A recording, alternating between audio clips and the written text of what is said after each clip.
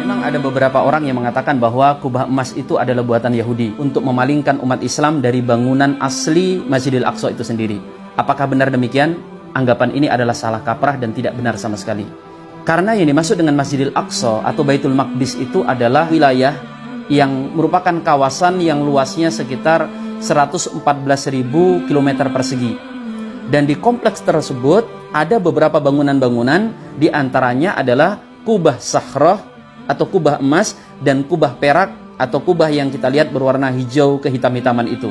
Kalau pertanyaannya kenapa seperti ada dua masjid, ada dua kubah, itu ada sejarahnya.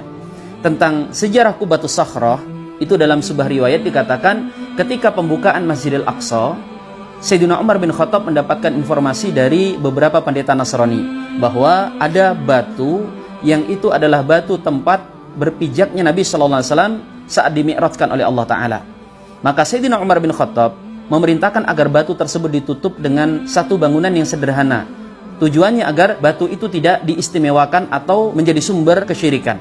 Pada masa generasi setelahnya, tepatnya pada masa Malik bin Marwan, dinasti Umayyah, dibangunlah di atasnya bangunan dengan persegi 8 yang kemudian diberikan kubah. Di generasi kita di tahun sekitar 1994, Raja Yordania itu melapisi kubah Sakhrah itu dengan plat-plat yang terbuat dari emas. Makanya dikenal dengan kubah emas.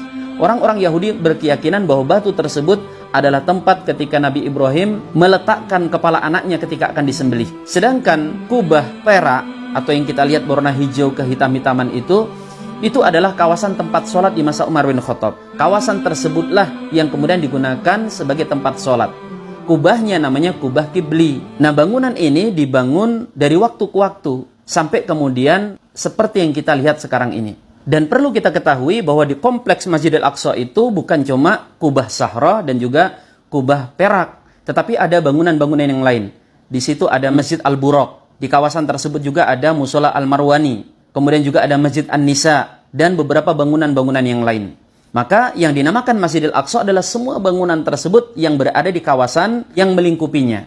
Maka justru mengatakan bahwa Masjidil Aqsa itu adalah yang kubah hijau saja, jangan-jangan itu yang diinginkan oleh Yahudi. Karena orang-orang Zionis Yahudi itu menginginkan mencaplok kubah Sakhrah. Karena mereka meyakini batu yang ada di kubah tersebut adalah situs suci milik mereka. Maka yang benar, Masjidil Aqsa adalah kompleks yang menjadi tempat bangunan-bangunan di kawasan tersebut. Kita memohon kepada Allah semoga Masjidil Aqsa yang sedang ditawan lekas dikembalikan ke pangkuan kaum muslimin.